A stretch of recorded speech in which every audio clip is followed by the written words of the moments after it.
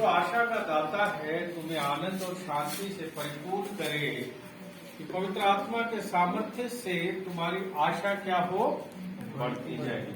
कहीं पर भी आप बाइबल में पढ़ते हैं कि परमेश्वर ने कहा कि मैं तुम्हें निराशा देता हूँ, मैं निराशा का परमेश्वर हूँ, तुम निराश रहो क्योंकि तुम मेरे पीछे चलते हो। कहीं कहा परमेश्वर ने?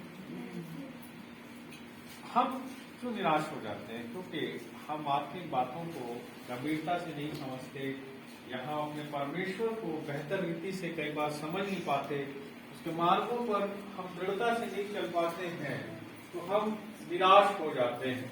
लेकिन परमेश्वर का वचन एक बात को कहता है, आनंदित रहो। कहता है आनंदित रहो। मैं फिर कहता हूँ आनंदित रहो। मैं एक सवाल आपसे पूछता हूँ, जब आप परेशान हैं, दुखी हैं, तब आप अपने कामों को अच्छे से कर पाते हैं? जब आप आनंदित हैं तब अपने कामों को अच्छे से करते हैं? आप कितने भी गुणी क्यों ना हो, यदि आप मन में दुखी हैं, परेशान हैं, आप चिड़चिड़े हो रखे हैं, आप अपने गुणों को अच्छी तरह से प्रकट नहीं कर पाओगे, आप अपने काम को अच्छे से कर नहीं पाओगे।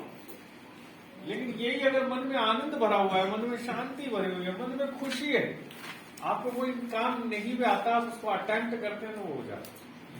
हो जाता है नहीं हो जाता है? हो जाता है नहीं हो जाता है? इसीलिए हमारा परमेश्वर कहता है कि आनंदित रहो। आनंदित रहना बड़ी जबरदस्त दवाई है, जबरदस्त। कई बार इस बात को कहता हूँ, पढ़िए नीति वचन 17 उसका 22, परंतु मन के टूटने से हड्डियां सूख जाती है। सब बोलो, मन का आनंद अच्छी औषधि है, परंतु मन के टूट जाने से हड्डियां सूख जाती हैं। आप देख रहे जो लोग बहुत कुड़कुड़ करते रहते, कुड़कुड़ करते रहते हैं, उनके हड्डियों में बहुत दर्द मिलते हैं। आप जोड़ों में दर्द मिलेंगे, उनको जगह जगह दर्द मिलेंगे, मांसपेशियों में दर्द मिलेंगे। वो हमेशा आप उनके पास जाओगे, एक न एक जोड़ में दर्द बताएंगे, यहाँ दर्द हो रहा है, उनको हर जगह दर्द मिलेगा। आपने नोट करना है ऐसे लोगों को जिनको दर्द ज्यादा होते हैं, उनके जीवन में एक चीज को जरूर देखना, ये आनंद पाया जाता है, ये हमेशा कुड़कुड़ करता रहता है।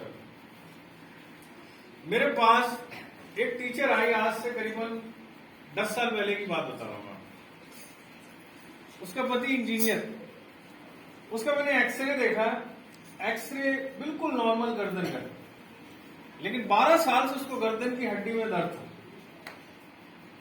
और जब मैंने एक्सरे देखा तो मेरे को बड़ा आश्चर्य हुआ, 12 साल से इसकी गर्दन में दर्द है, एक्सरे में कुछ बदलाव होना चाहिए, ये कैसे है? फिर मेरे दिमाग में एक बात स्ट्राइक की, मैंने कहा तुम किसी बात की चिंता करते हो, जब जब मैं ये सवाल करता हूँ बड़ा कॉमन आंसर आता है, बताओ क्या आंसर हो सकता? नहीं, हम तो खाते पीते घर के हैं। ये बड़ा कॉमन आंसर मेरे पास आता है। तो मैंने कहा चलो ठीक है, तो मैंने दोनों पति पत्नी को बिठा दिया। पति इंजीनियर था और वो बहन जी टीचर थी, दोनों को बिठा दिया, दोनों गवर्नमेंट जॉब में, पैसे की कोई कमी नहीं। और दोनों को मैंने समझाना शुरू किया, शरीर प्राण आत्मा हमारे कैसे काम करते हैं, और अगर हम चिंताएं करते हैं तो कैसे बीमारियां हम पे हावी होती हैं, हमें दुख और तकलीफ कैसे चिंताओं में डाल देते हैं, ये मैंने समझाना शुरू किया। और जब मैं समझाता रहा 15 मिनट के बाद मैंने उसके पति को कहा, ले मैं बिल काट के दे रहा हूँ, ये बिल जाके 14 नंबर से कटवा के ला। और जैसे उसका पति बाहर गया, उसको अपने दर्द की शायद कुछ बातें समझ आई, तो मेरे को छूटते कहती है दर्द करता। और उसके बाद मैंने कुछ नहीं किया। क्या होता है, जब आदमी तनाव में होता है तो उसको टेंशन हेडेक्स होते हैं, ये मांसपेशियां टाइट हो जाती हैं। मैंने 5 मिनट लगाए, 5 मिनट में उसकी गर्दन को थोड़ा मोबिलाइज किया। कमर दर्द में उसको 1-2 चीजें मैंने बताई, और वो महिला मुझे अगले दिन मिलने आई। अगले दिन मुझे वायरल बुखार हो गया और मैं छुट्टी पर था। फिर वो मुझे अगले दिन फिर मिलने आए, पति पत्नी, और वो दोनों पोंटा से थे।